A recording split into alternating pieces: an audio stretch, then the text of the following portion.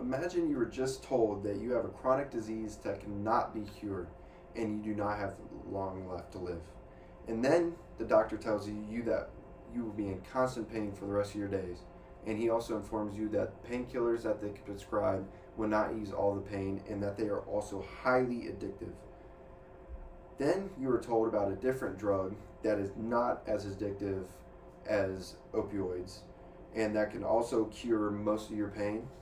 Then you are told that this drug was made illegal and it also does not have the negative side effects. This substance in question is marijuana.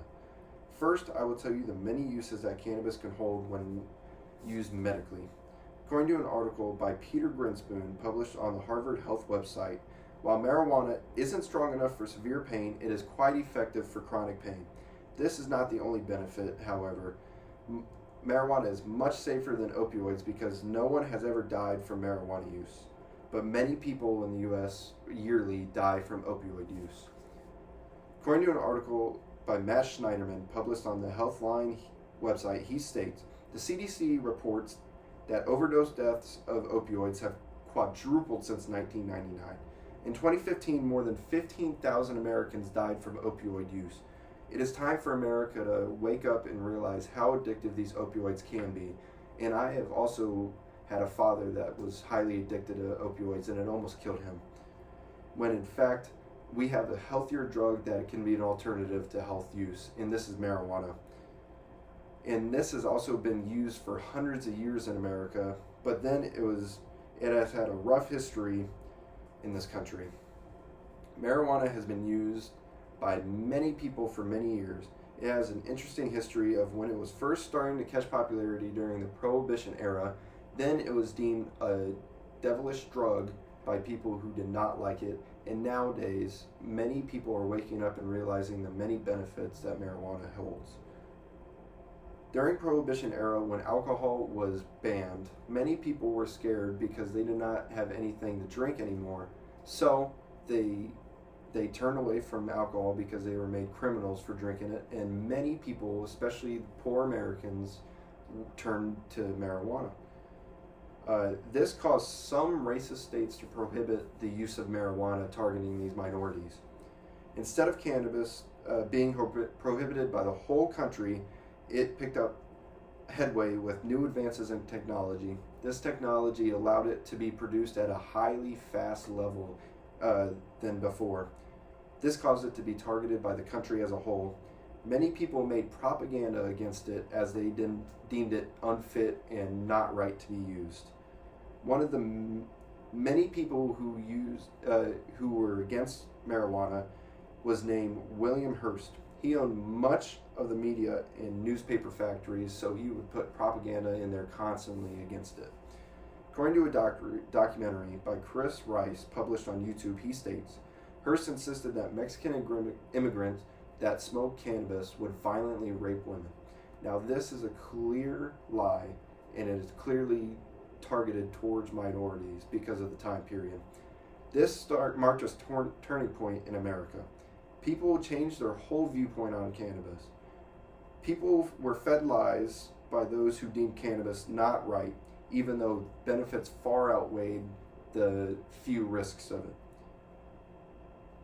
it. This led to a fanatic church group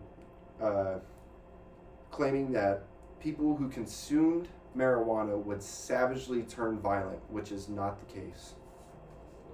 According to a book written by John Chastain, a man named Henry Aslinger was appointed head of the newly created National Bureau of Narcotics. This racist man believed use of cannabis was wrong and dangerous.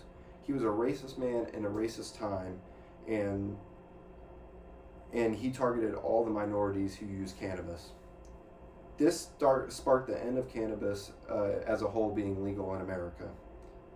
The Marijuana Tax Act of 1937 was created to prohibit cannabis like how the Prohibition era prohibited alcohol. This act made all forms of cannabis illegal.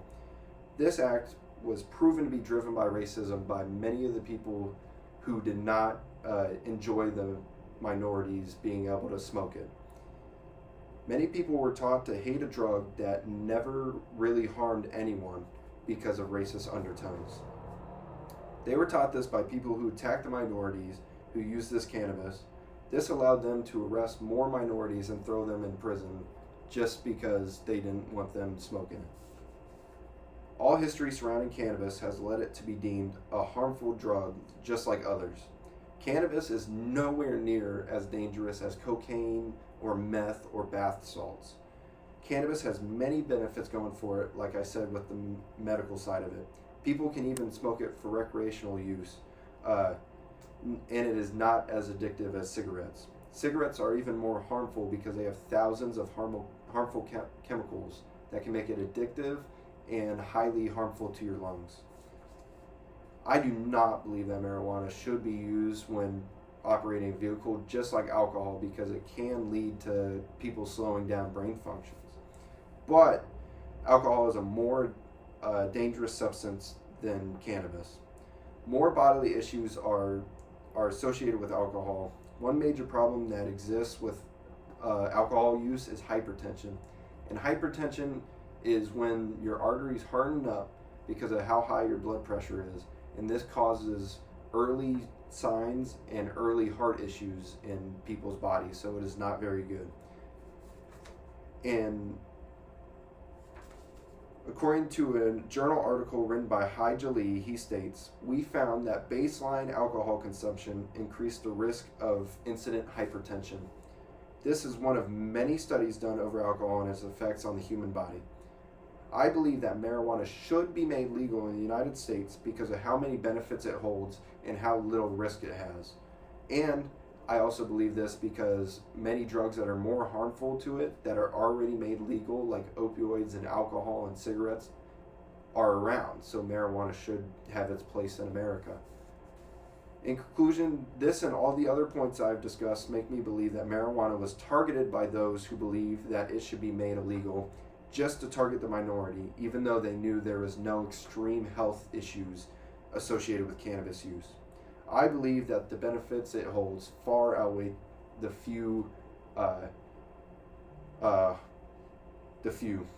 and this should be reason alone for the United States to make it illegal. Thank you.